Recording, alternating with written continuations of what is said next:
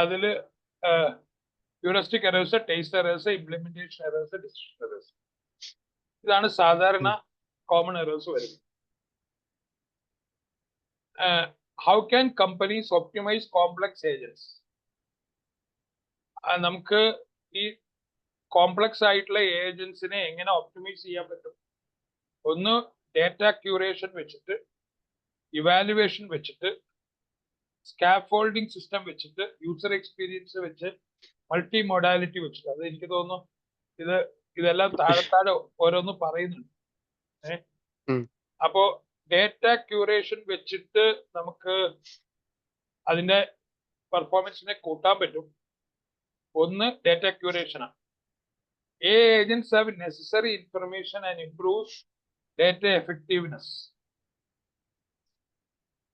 അപ്പോ അവിടെ നമ്മൾ എൻഷുർ ചെയ്യുന്നു ഡേറ്റ ക്യൂറേഷൻ എന്ന് പറഞ്ഞാൽ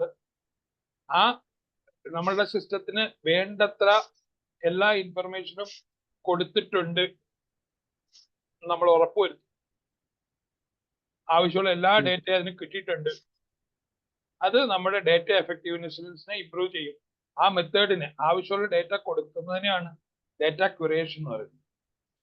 പിന്നെ നമുക്ക് അതിന്റെ കോംപ്ലക്സിറ്റി ഒപ്റ്റിമൈസ് ചെയ്യാൻ മറ്റൊരു ടെക്നിക്ക് ഇവാലുവേഷൻ ആണ്. Measure A models response and determine the correct answers, especially in non verifiable domains. നമുക്ക് അങ്ങനെ പെട്ടെന്ന് വെരിഫൈ ചെയ്യാൻ പറ്റാത്ത ഡൊമൈനുകളിൽ ഈ മോഡലിന്റെ റെസ്പോൺസും അതിന്റെ കറക്റ്റ് ആൻസറും നമ്മളൊന്ന് ഇവാലുവേറ്റ് ചെയ്ത് നോക്കും. അതാണ് ഇവാലുവേഷൻ കൊണ്ട് ചെയ്യുന്നത്. സ്കാഫോൾഡിംഗ് എന്ന് പറഞ്ഞു കഴിഞ്ഞാൽ cascading errors and ensure system reliability. Cascading എന്ന് പറഞ്ഞു കഴിഞ്ഞാൽ ഒരു സിസ്റ്റം കാരണം മറ്റതിന് ഉണ്ടാകുന്ന കുഴപ്പം, അല്ലെങ്കിൽ ഒരു ചെറിയ മിസ്റ്റേക്ക് ഇവിടെ പറ്റുന്നതുകൊണ്ട് തുടർച്ചയായിട്ട് വേറെ പല സ്ഥലങ്ങളിലും എറർ പറ്റാറുണ്ട്. നമ്മളിപ്പോ പലപ്പോഴും പ്രോജക്റ്റ് ഒക്കെ ചെയ്യുമ്പോൾ ഒരു ചെറിയ പ്രോഗ്രാമിൽ ഒരു ചെറിയ എറർ ഉണ്ട്.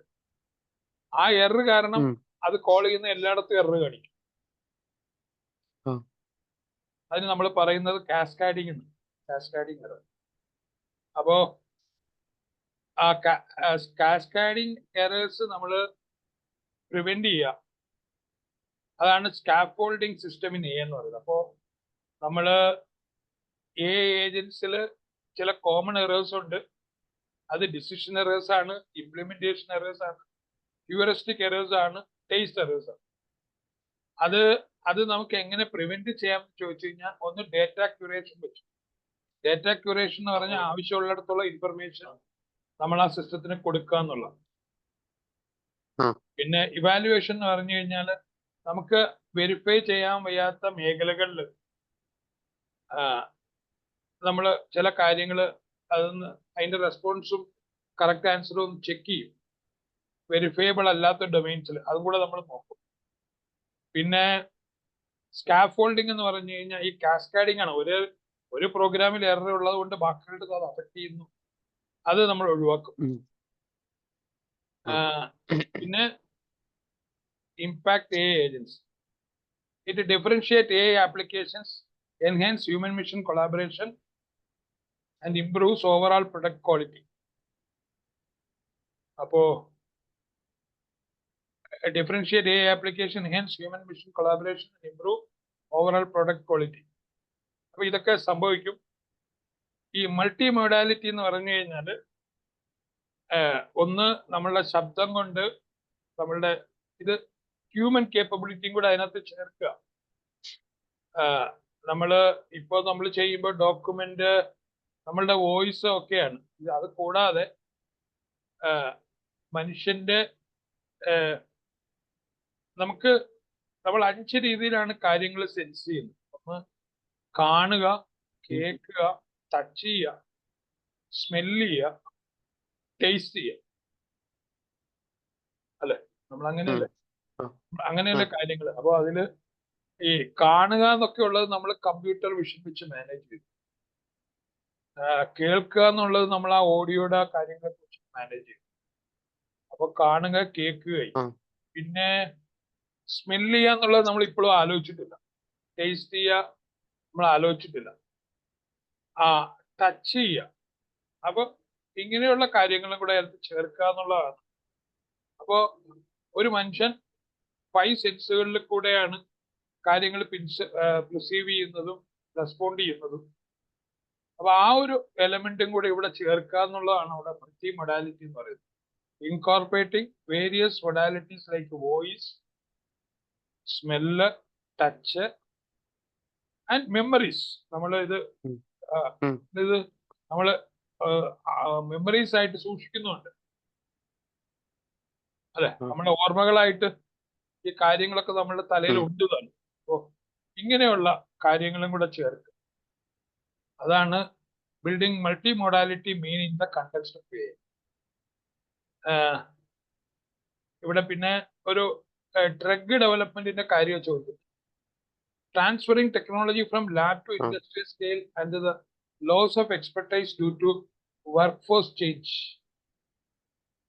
ലാബിൽ കണ്ടുപിടിച്ച കാര്യം ഇൻഡസ്ട്രിയിലേക്ക് മാറ്റുക, അങ്ങനെ അത് ഒരു പ്രോഡക്റ്റോ സർവീസോ ആയിട്ട് മാറുന്നു.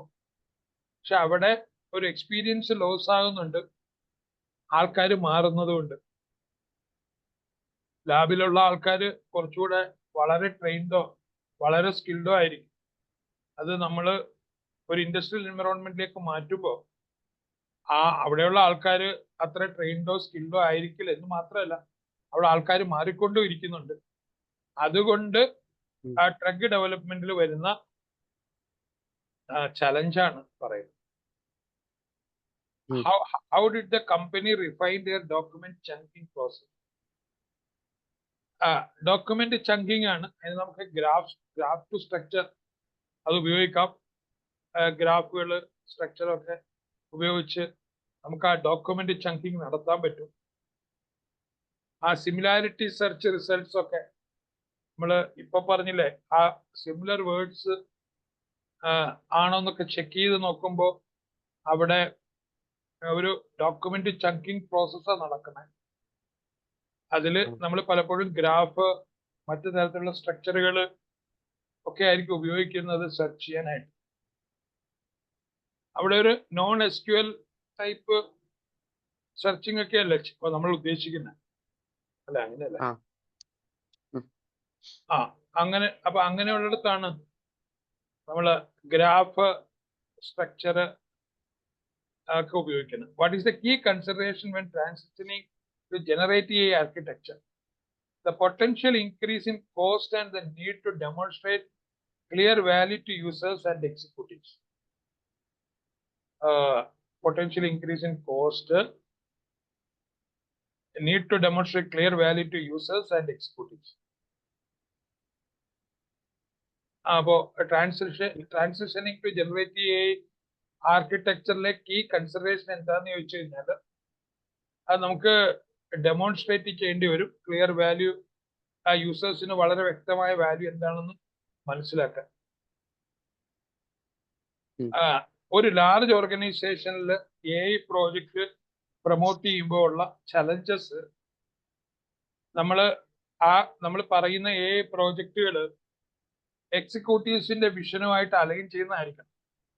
അവരെന്താണോ എങ്ങനെയാണോ അവരുടെ സ്ഥാപനം കൊണ്ടുപോകാൻ ഉദ്ദേശിക്കുന്നത്, അതിനോട് ചേരുന്നതാകണം നമ്മൾ പറയുന്ന AI പ്രോജക്റ്റുകൾ.